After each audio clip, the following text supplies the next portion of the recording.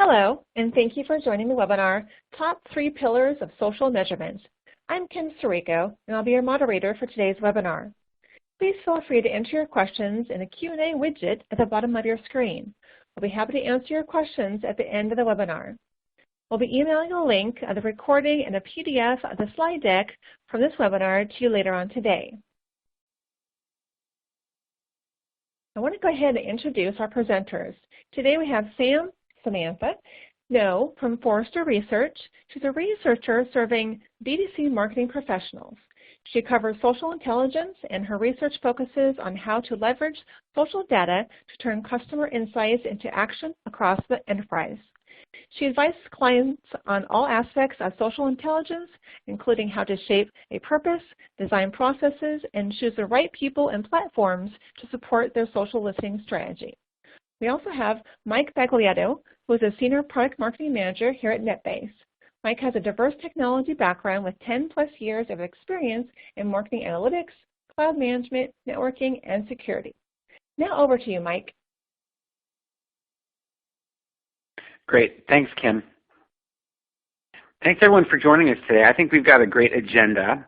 Sam Ngo, who is joining us from Forrester, is one of the leading analysts in the social analytics and measurement space, and I think you're going to find her insights quite interesting today. We've been working with Sam for a couple years here while she's been with Forrester, and she's going to talk about the pillars of social measurement, what you can do within your organization to maximize the value of social measurement within your current programs. We're going to attempt to do a NetBase demo. We had a little technical issue at the beginning, but I think we figured that out. And we'll try and show you how to actually take what Sam is sharing and putting it into practice, through the use of the NetBase application. And then, of course, we'll open it up for questions and answers at the end, so you can get all your questions answered, or as many we can take in the time allotted. If you aren't familiar with NetBase, let me just give you a 30-second intro to who we are, and then we're going to proceed with the rest of the agenda today. NetBase is a leading provider of social analytics, giving you deep insights to drive your business.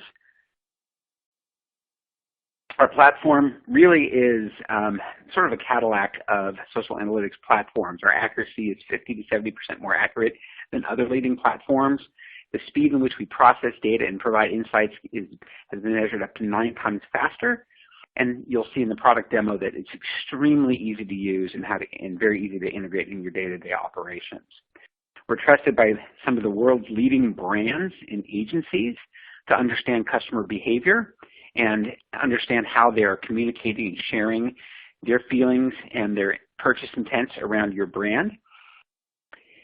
And we've been recognized both by customers and analysts as a leading provider in this space, a leading vendor in this space. NetBase is recognized by customers in the G2, Trust Radius, and Reader's Choice Awards, and as a leader in the Forrester Wave report on enterprise listening platforms, which our co-presenter Samantha was one of the key authors of that particular study. So with that, it's a perfect segue over to Sam. And Sam, why don't you take the ball from here and get us started today?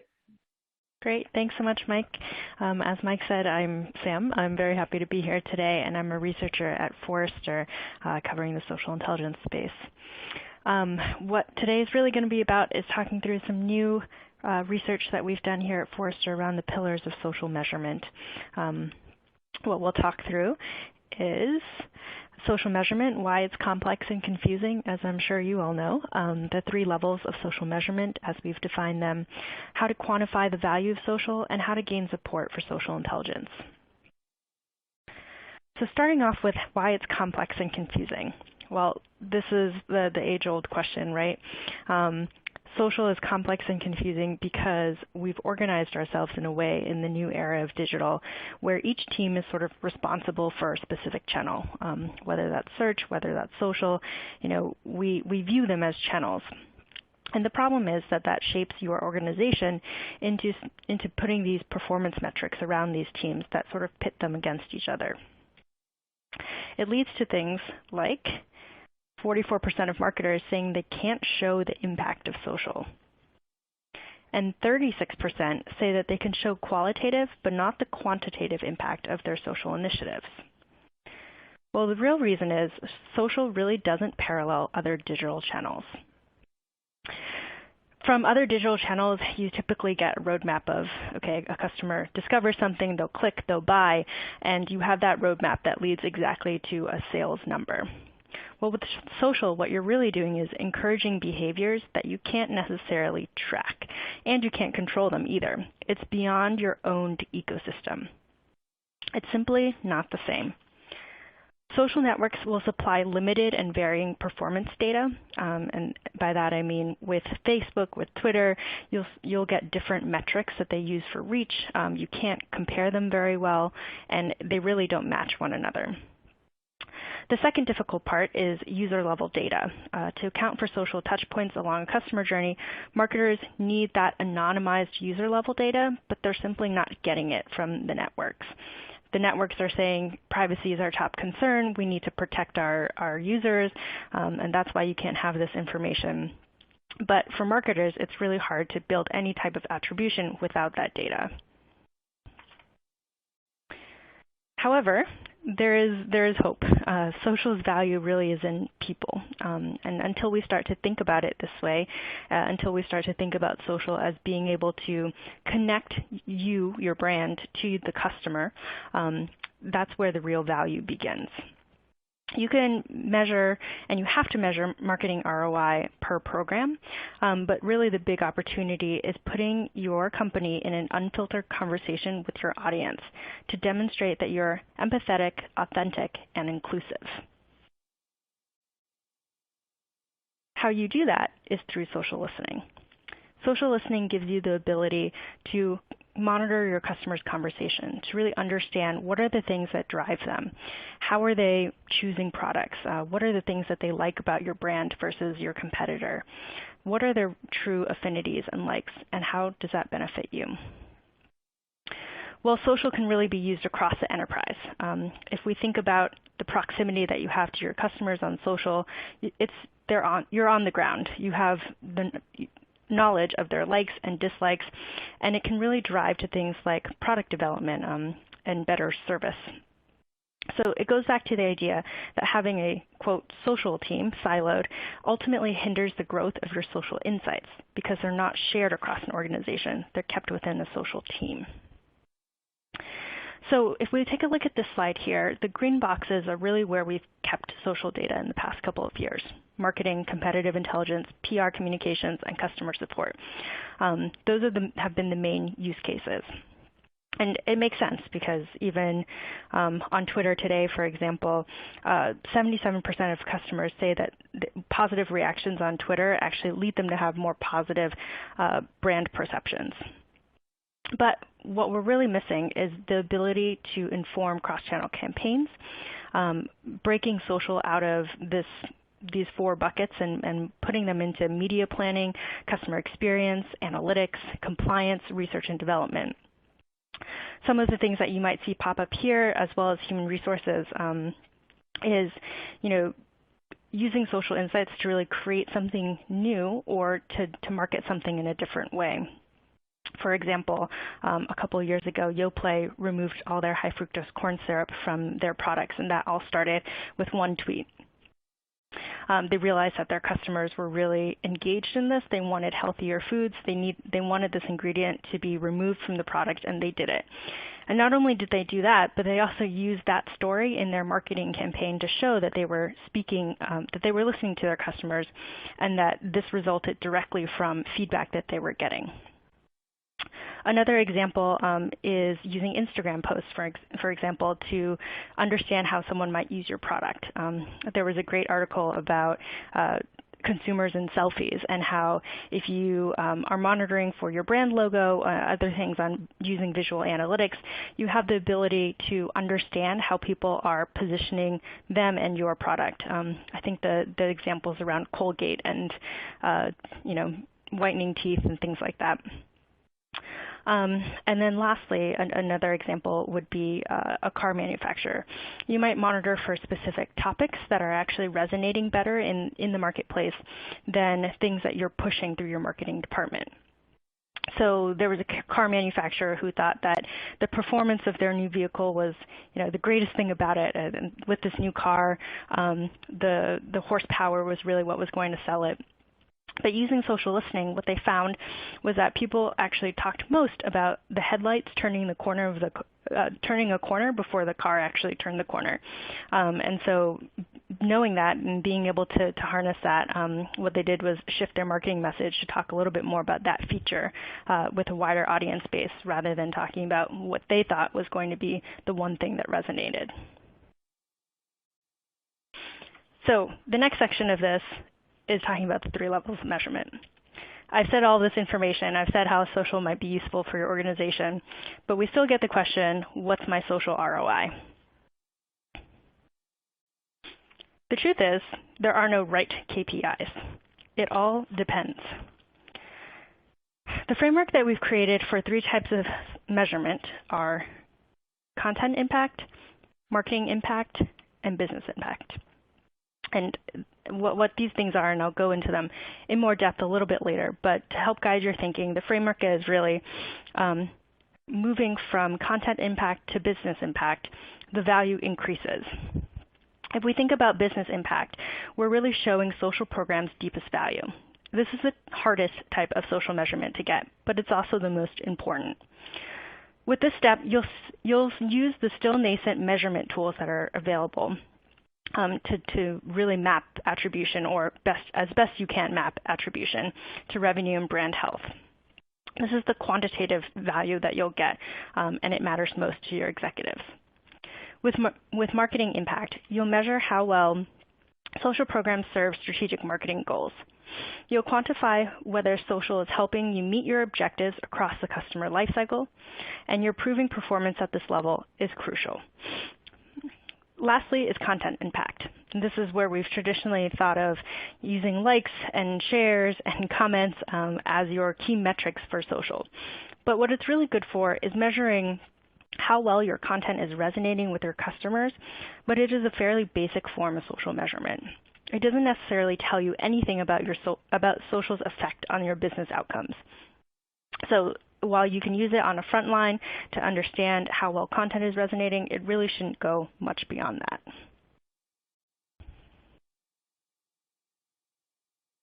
So I mentioned the customer lifecycle earlier, and that ties into your objectives. First, you want to think about social in the context of the customer lifecycle. Where traditionally people have used a funnel example, Forrester really believes in the idea that it is a continuous cycle. A customer can enter in and discover your brand at any point, and it will be along these 6 things: discover, explore, buy, use, ask, and engage. So at any point during their customer journey, they might interact with your brand along these specific cycles.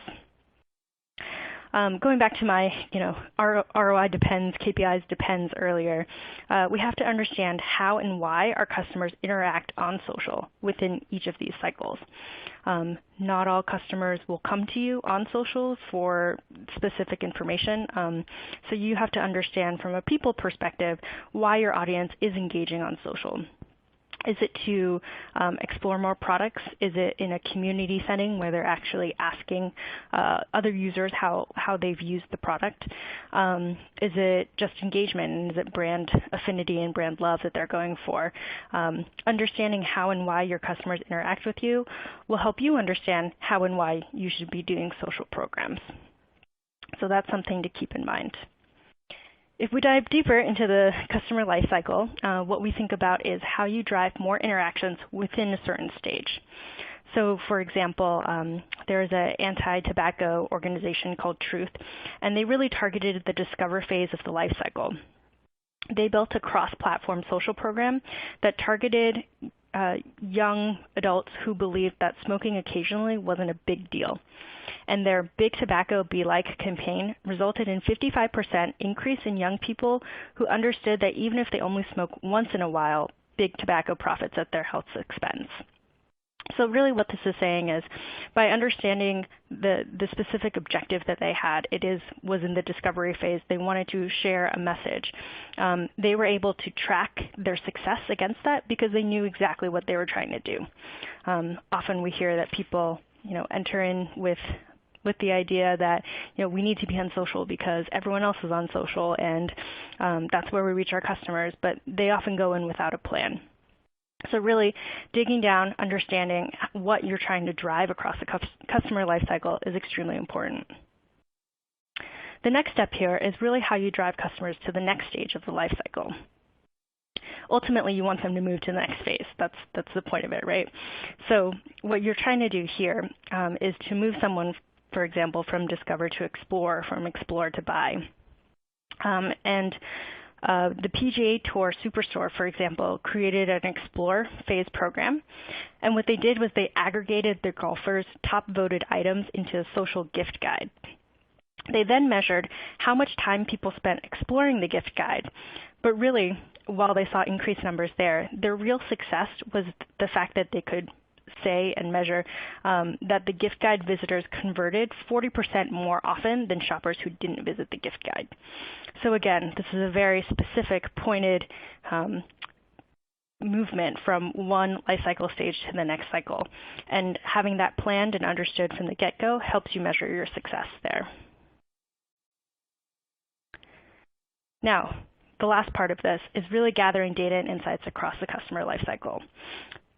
No matter how your customers are interacting with you, no matter what your social programs are doing, you can always collect data to help you better understand who your customers are and what they're doing. It can help inform campaign optimization, product development, paid ad, website optimization, all of the things we talked about earlier with those boxes that you saw around. This is the fact that social listening is really the foundation again. It gathers insights really across the life cycle, and depending on what you're looking for, you might be able to find it on existing social programs. For example, Skype's director of customer operations led his team to do a community day where they invited their internal stakeholders to participate in an online community for an hour. What their internal stakeholders found was that firsthand they could access their customers and really understand what their Skype experience was like. They used that then to prioritize which enhancements they'd be running first. So if you have an own community, for example, this is just one way to really understand your customers and use it. You don't have to launch something new. It's just a different way of looking at it. So back to our three types of measurement, we're going to start with business impact, which is really where you want to find attribution. The first step here is measuring attribution and assigning it to a proportion of revenue to your social program. Until Facebook and other social networks release anonymous user level data, social attribution will be limited. Unfortunately, that is just the way it is. It's not entirely comprehensive, but there are certain vendors who have found a couple of workarounds and have been able to do a little bit of social attribution. Oracle, Adobe, to name a few, will give you tags and metadata to track the clicks that you have on a brand's website, and then you can export that data to incorporate it into attribution models. There's another measurement vendor, Simply Measured, who also released a tool that's similar to dynamic link tracking, but also accounts for the performance of customer sharing behavior beyond the brand's web content. So it's a solution for what we call dark social.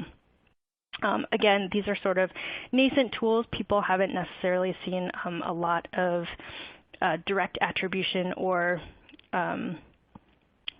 direct revenue growth from it necessarily, but it is something to consider and something to think about. Secondly, and this is probably one of the biggest things that people use social for, is measuring the impact on brand health. Again, this sort of rolls back to the social listening use case of being able to track your brand health through social metrics, which hasn't necessarily been done before. There are marketing teams, market research teams, for example, who have sent out surveys, and Voice of the Customer, for example, who've always sent out surveys to understand how their customers are interacting with their brand, what they need to know, what they should prioritize, et cetera.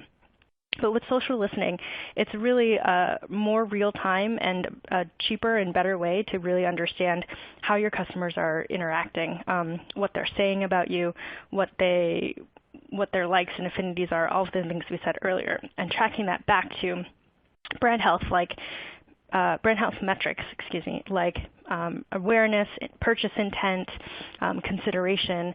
These are all things that you can build into your queries within the social listening platform. And then lastly, looking beyond social tools for business impact measures. What we're seeing more and more is obviously the convergence between business insights tools and social marketing tools, or more generally marketing tools. And what you can find is a couple of attribution vendors, for example, that might offer a similar social attribution solution or surveying experience or other data matching and integration that really drives the idea that you are validating what you're finding in other sources with your social data. So looking beyond social tools for that business impact measure, it doesn't have to be a social tool that you're looking for.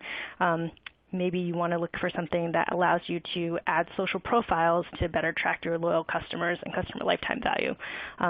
Those are the types of tools that you might be looking at and the types of goals that you might be thinking about in terms of your objectives. Then secondly here, we're talking about marketing impact. We covered 1 and 2 a little bit earlier. What are your stated objectives? How well are you achieving them, if you remember, within a life cycle stage? Are you guiding customers to the next life cycle stage? And the last part of this is, do you have a plan before launching? I touched on this briefly earlier, but what you really want to focus on is, do we have the plan in place to say how we're successful in our endeavors here?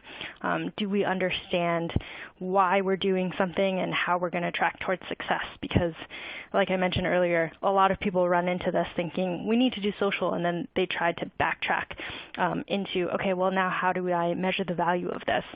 Whether you're starting new or whether you're trying to improve upon your current social programs, it really starts with this idea of, well, how are we going to say that we're successful? How are we using this against the customer life cycle? And then lastly, content impact. What we talked about a little bit here, again, tracking likes, shares, other vanity metrics really should only be used for content relevance. What you want to understand is how much your customers might be interacting with a specific post that you had out, whether it's own content or organic content, especially with the idea in mind of using various sources and various social networks, Instagram, Facebook, Twitter. Are there certain networks that seem to be working better for you, and why is that? Is it because people are looking for visual content versus customer service? Those are the types of things you might be looking at, and how well does that content resonate in that channel? And then secondly, how well you're doing against your competitors isn't the end-all be-all. I think what we often see is that brands will say, well, we know that our competitor brand posts 3 times a day at these following times, so we should also post at those times in order to get in front of them or make sure that we're getting a certain share of voice. But unfortunately, what's not great about thinking in that way is that you often box yourself into this idea that this is the only thing that you'll measure your success on. And you don't know what your competitors' objectives are.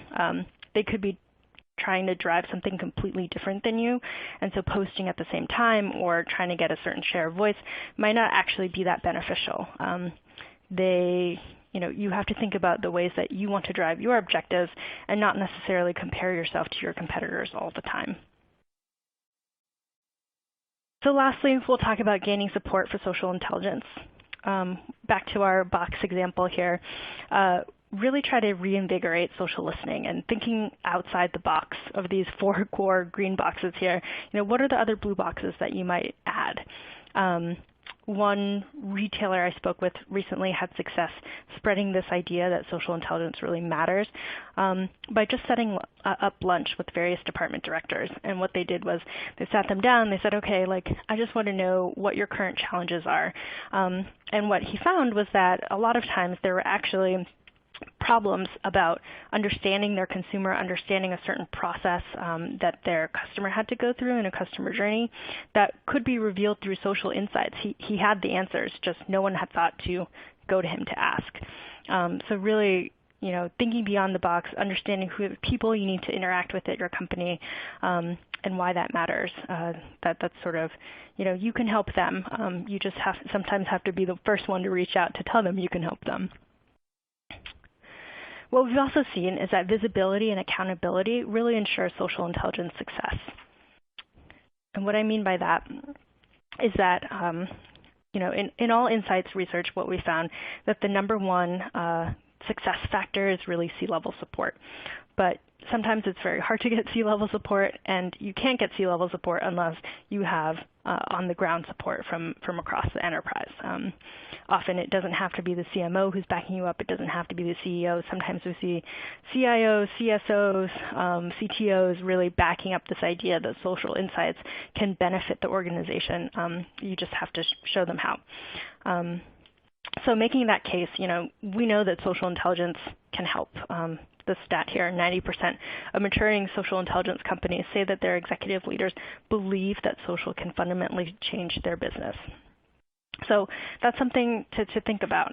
How are you going to get on-the-ground support that then bubbles up to this is important across the board. This is how we can use social insights for more than just social. What does it mean to the business? Some examples here, there's an HR use case from GE.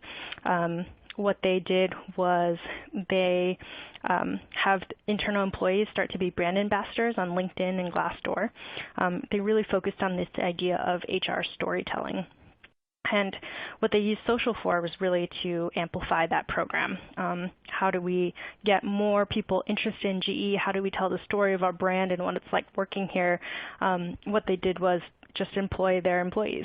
They use them to be able to tell their personal stories and get them connected in a way that traditionally they hadn't used before in an HR use case. For Dell, it was a little bit more of a center of excellence story. What they did was they started a social center of excellence. And by that I mean it doesn't necessarily have to be an organizational change, but it can be a process change. So maybe a customer analytics team becomes your center of excellence where you actually start to drive social insights through the customer analytics team to feed back out into the organization.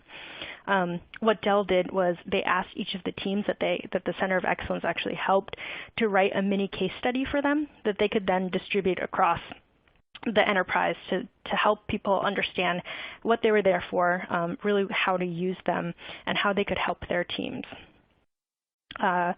Another example for leveraging a small win was a British retail company, Mothercare, and what they were doing was they were monitoring social posts on Facebook late at night. So they were noticing that there were mothers and there were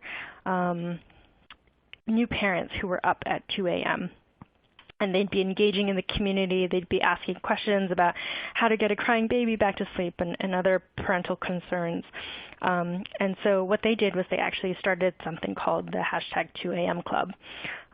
So getting this idea from social, what they were able to do was really drive more engagement and foster a sense of branded community with those customers specifically, because they were asking those questions at 2 a.m.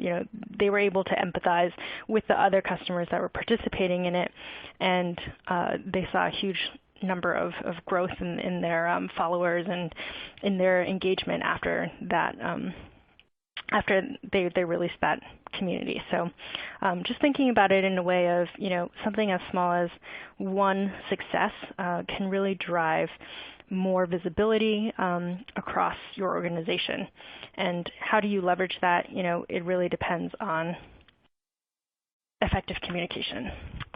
So set up weekly or monthly meetings with the people who you need to set up those meetings with. Think about it across departments. I think with Center of Excellence is specifically what we've seen the most success with for social intelligence across the enterprise is having multiple people from customer service, social, marketing, PR, maybe market research, et cetera, having all those people come into one place and really share how they've used what they've learned through their social listening efforts.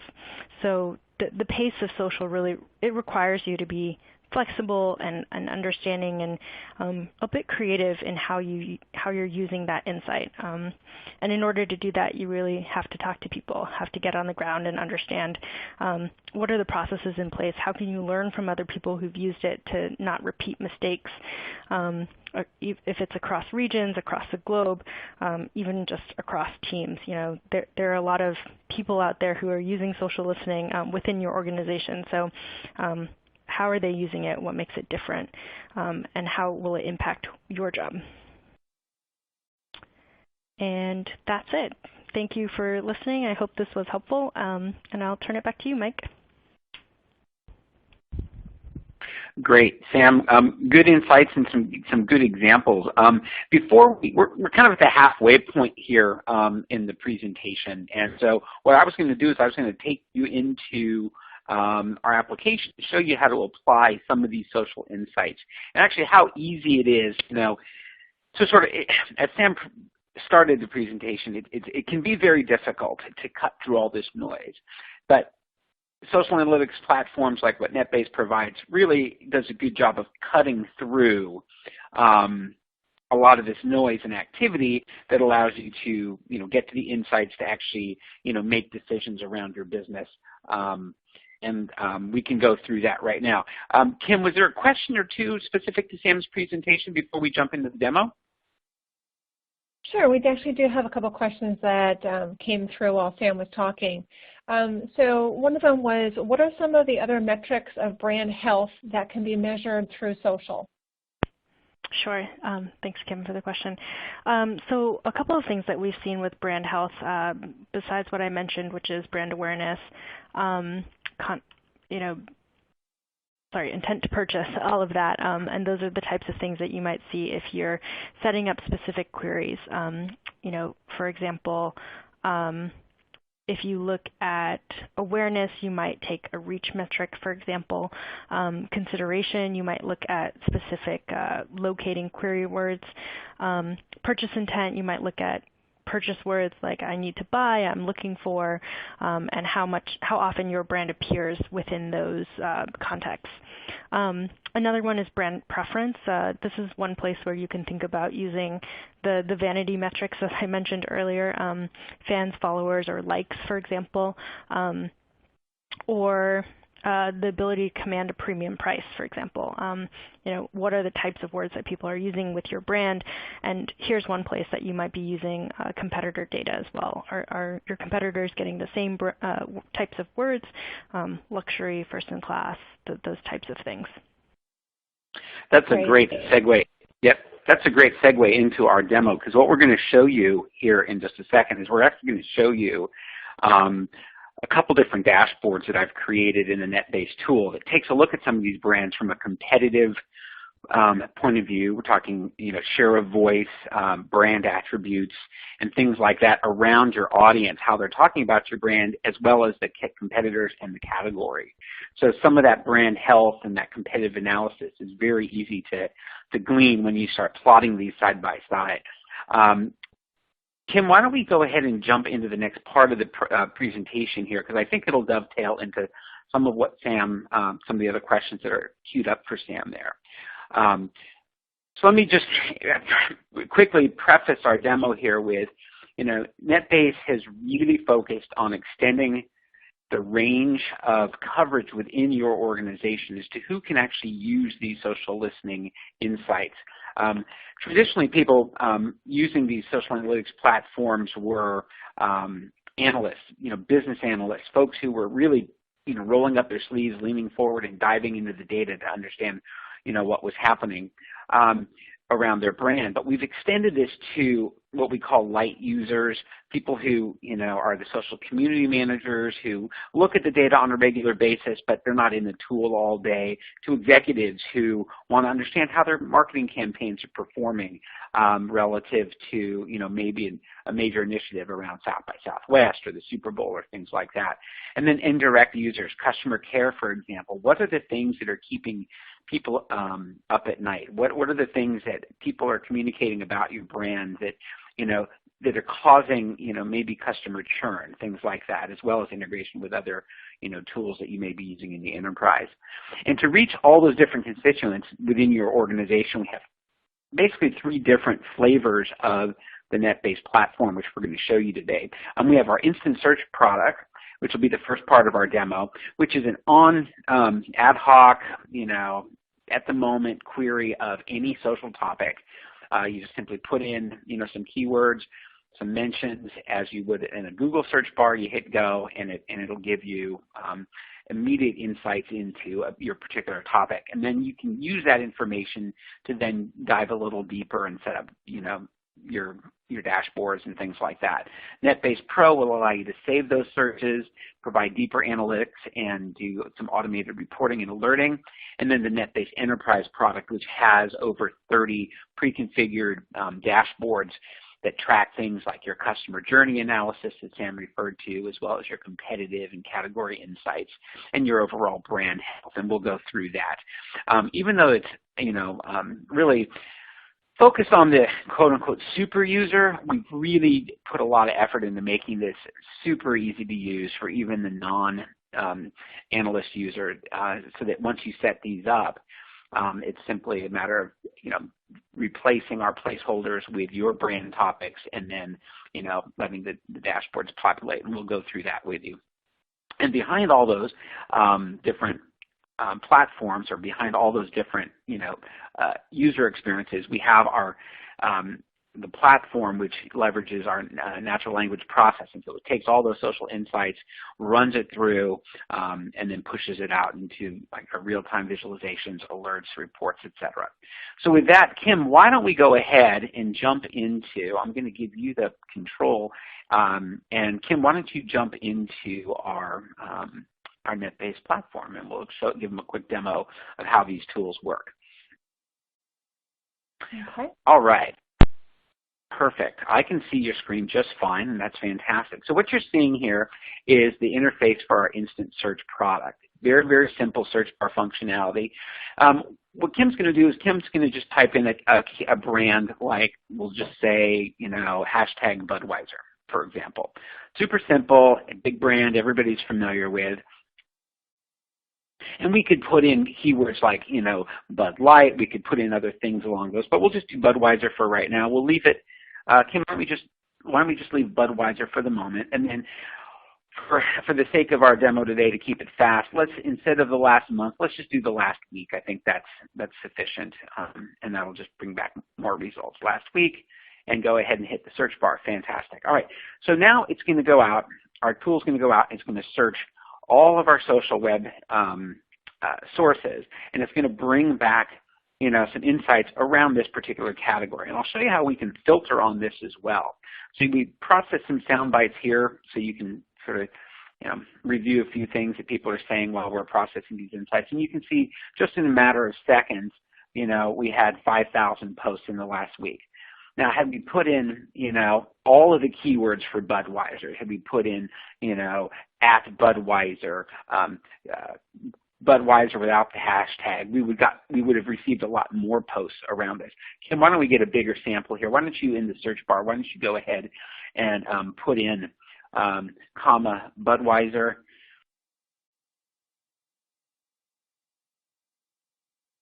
and then maybe at Budweiser as well.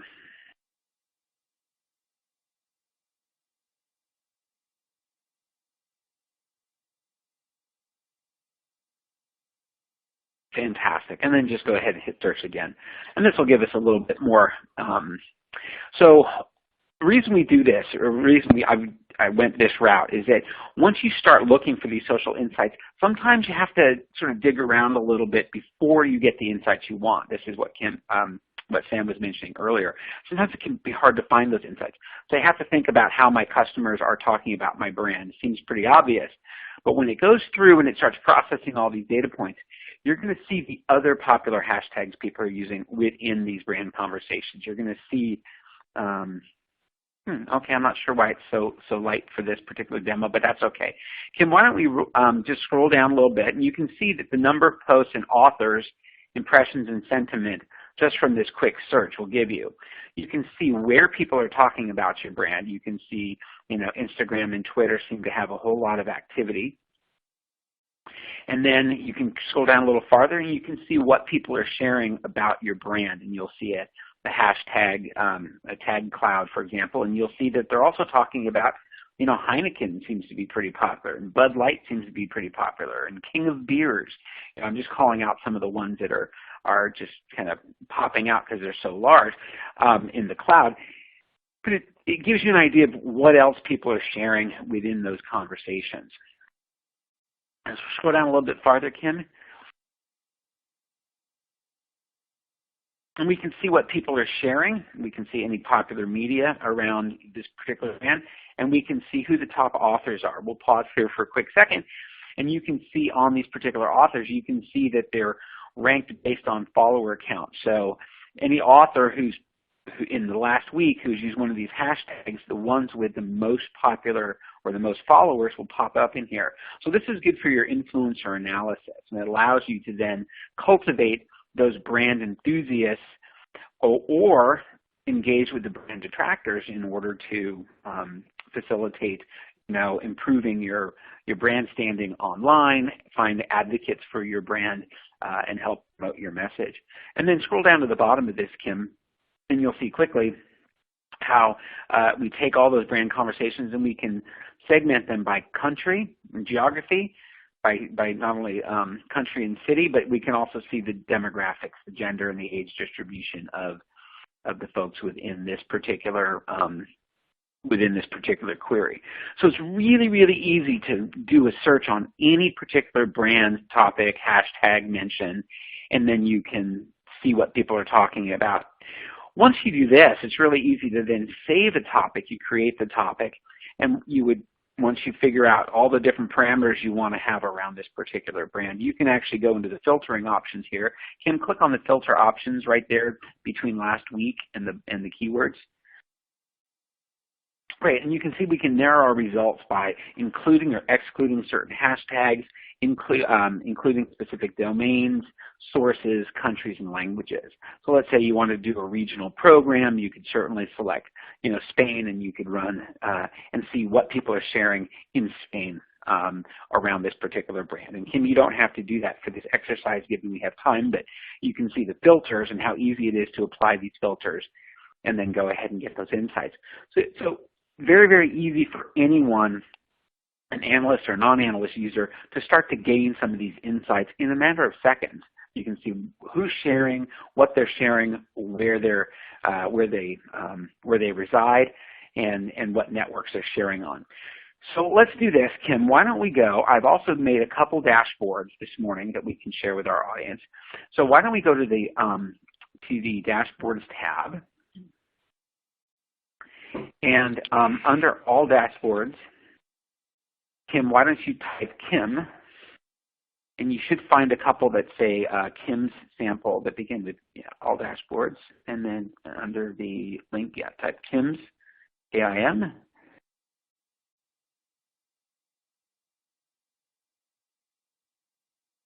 And let me see if let me blow this up so I can see what's on your screen here. And you see one that says,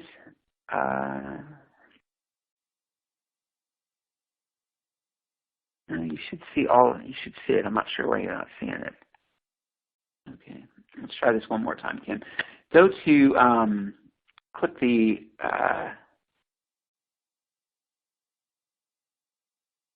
all right, let's try a different way. Kim, please click Create Dashboard on the right side, and I'll show you guys how easy it is to put this into practice. All right, so what you'll see here is we've got over 30 different pre-configured dashboard analyses. And it's simply a matter of finding and replacing a particular topic within one of the pre-configured categories. So if we scroll down and click on Audience, Kim, on the left side, and then find Customer Journey, and this kind of follows what Sam was talking about.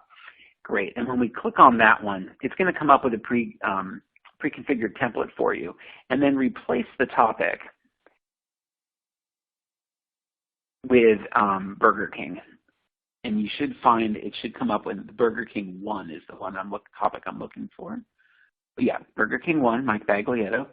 Select my topic there. Great, select that and then hit replace.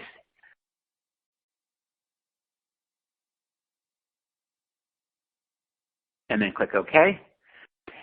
And what you see is all I did was I created a topic earlier this morning before we jumped on the webinar with some of the Burger King conversations. Now this is a very simple query, but it could be your brand.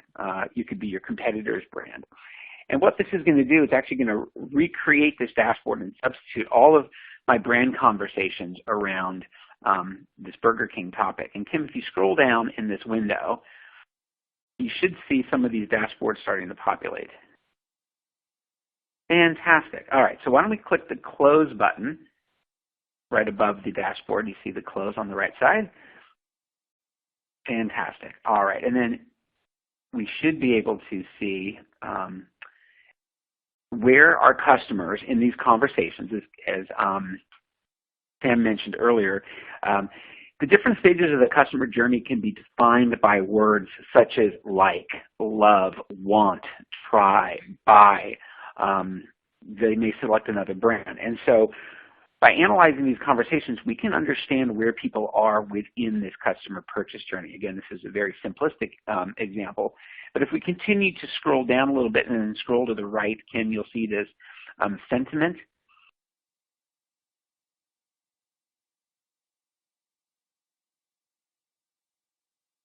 And you can see within this sentiment, you can see where they are in the purchase, in the customer journey, and then you can see how happy they are within that journey, whether they're loyal customers or whether they are happy with the purchase or post-purchase. So you can gauge how satisfied they are throughout the journey and whether they're likely to continue. And if we scroll down a little farther, you can see the keywords used in this analysis, and you can see, where people are, where they are on the journey and what they're sharing.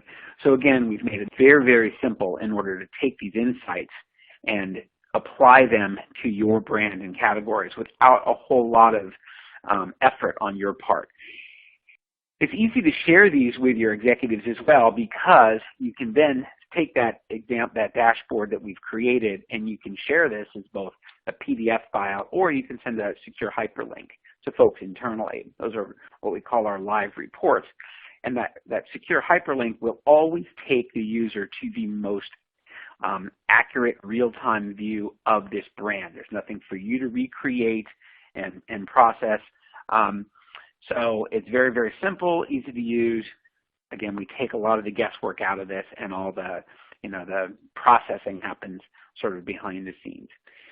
So sorry for the technical difficulties, but given that we only have maybe 10 minutes left, I wanted to open it up to questions and answers, and then if we can throw another couple dashboards or something in here, we can do that as well. So Kim, why don't we go back and why don't we go ahead and take some questions? Okay, sounds good. We do have a couple questions coming in. I think this one actually is regarding Samantha's presentation. Sam, so given there isn't a link between ER and brand health and conversion, how do you recommend evaluating the quality of content in terms of driving the desired outcome? Okay, and I'm assuming ER is engagement rate? I believe so. Okay, let's assume it's engagement rate. And whoever asked it, if you have a different idea of what ER is, please let us know. What I would say about that is I actually think about it in terms of measuring, maybe starting with an audience and understanding how it's actually resonating with a specific audience. So if you think about an engagement rate in terms of maybe you want to reactivate your loyal customers and make sure that they're participating on social, maybe you're providing them with some sort of discount link or something, or an exclusive club membership, for example, that would be one way to evaluate the quality of content.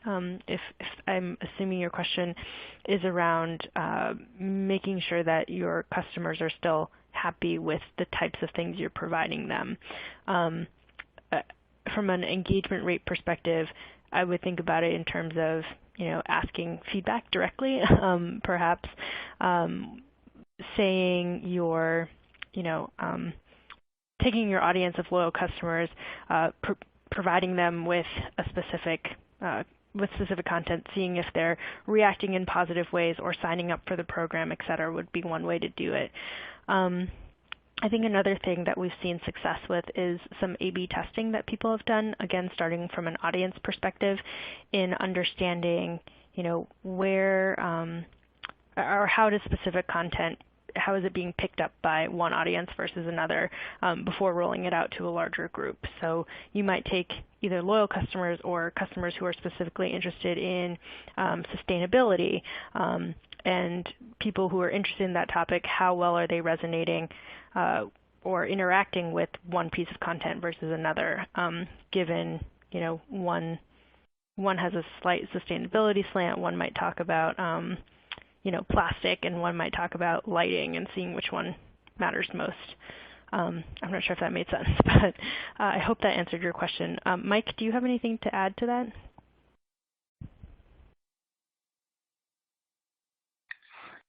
No, I thought that was pretty good. Okay. Great. So the next question is, can you view geography within a country? An example is U.S. by state or by region. This question is to Mike. To identify differences or similarities, can you filter by channel and or retailer to gain insights on shopping behaviors? So it's a kind of double question there, Mike. Can you address that? Yeah. It's actually, when you want to get that specific, you probably need to go beyond our instant search tool. You can look at the instant search. You can filter it down to a given country or channel. But you can also, this is where I'd probably want to move into the enterprise tool. When you define your topics and what you're monitoring around your brand, you can be very specific around, the language, the geography, and things like that, the time frame. You can compare the two. Basically, you would set up two filters or themes, which a theme is basically a group of filters. And you could set up one theme which would be, the Southwest United States, and you could include, a handful of states. Maybe you're doing a regional program in the Southwest or the Southeast, and you can set up that filter, and then you could be running maybe a similar campaign, like an A/B test in the Northwest, and so you could set up a filter around that. And then you can compare those two sort of perspectives of your brand, much like you would compare yourself to a competitor. And then you can see basically how each part of the country is performing, or if you're running, two different campaigns and you want to compare the two campaigns against each other, you could very, very easily set that up. It's just a matter of applying filters and then comparing those two examples. We also have, in the enterprise flavor of the user interface, we also have the topic of geofencing, and where you can actually select, you can draw a boundary around a given topic, around a given geography. For example, I was setting up a topic around South by Southwest for our PR agency, and I basically drew a big circle around downtown Austin and said, I only want to see the conversations that are happening in downtown Austin. And so, we're starting to look at that information today to see, what people were sharing last week while they were at the South by Southwest conference. And we're looking at things like, how people are talking about Uber and Lyft. If you're not familiar with that, Uber and Lyft are not allowed to service, Austin, Texas. So, how does that impact the experience of the festival goers? Do they have a negative or positive impression of the ride-sharing services? Do they have a negative impression of the festival? How does that how does that translate into their satisfaction with their experience this week when this is the first time they didn't have Uber there? They have to find alternative ride-sharing programs. So there's ways you can get very, very specific around a given campaign, geography, or conversation. Great, thank you. So the next question is pertaining to the listening data and whether it's from public profiles like Facebook, Twitter, Instagram. Can you cover how NetBase pulls the data, where it pulls it from? Yeah, great. So there's a lot of public sources of data available. Twitter is one of the most prolific in terms of data that's available. But we have over 300 million sources of social sites, review sites, blogs, anything that's publicly exposed on the web. We have the ability, and we have tools that go out and capture that information, collect it, sort it, and process it for us. Some of the dark networks, what people are sharing in Facebook, Instagram, those aren't exposed publicly by those providers. So there's certain things you can get and everybody can get them, and then there's some things you just don't have access to because the networks do respect the user's privacy. So it's a little harder to get some of that stuff. You can get metrics on your own channels. So if you have your own Facebook channel and things like that, you can get some of that data. But the stuff that people are sharing amongst their friends in a private, sort of a closed setting is not something that you can generally tap into today. Great, thanks. So next question is, what is the best way to use NetBase tools to support business impact measurement? I'm sorry, the best way to use the NetBase tools to impact business, say it again? Sorry, what is the best way to use NetBase tools to support business impact measurement? Oh, great. One of the things that you really want to do is you want to sort of understand, what it is you want to measure. Is it campaign effectiveness? Is it customer journey? Is it customer satisfaction? And again, we've built a lot of dashboards around these. So the most common use cases we've already got covered for you. You saw how easy it was in our demo to just simply build your topic, apply it to a dashboard, and then you can go ahead and take those insights. Kim, why don't we try this one more time? If you could go back to your screen and see if you can go, I tried to set this up while Sam was talking. Maybe I didn't share it properly the first time, but go under your dashboards, select all dashboards, and type in airline. And hopefully this one comes up in our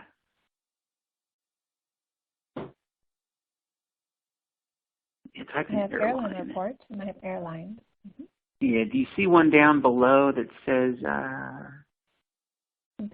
competitive comparison? Type in airline industry and see if that one comes up, because I set this one up specifically for airline space industry. That's not nothing comes up. We have all right. Yeah, we're running out of time, huh? Yeah, we're running out of time. So basically, the best way to do it is use one of our pre-configured dashboards. We've got competitive analysis, we've got content ideation, we've got audience and influencer analysis. So depending on what your objective is, we've got a dashboard that will answer those questions for you, from who are my most vocal critics and my most vocal supporters to, how's my campaign performing over time. And so it's really, really, really simple. And I'm happy to do a personalized demo for anyone on this call who wants me to do that. I can schedule that one-on-one after our presentation this morning. Right. Thanks so much, Mike. Those are really great answers. You want to go ahead and cover the last slide here? Yeah, so let me, oops. Yeah, so really the key takeaways as Sam was mentioning. Social can be difficult, but it's actually, you can actually get really valuable insights with a tool like NetBase with our deep analytics. And it's easy to use.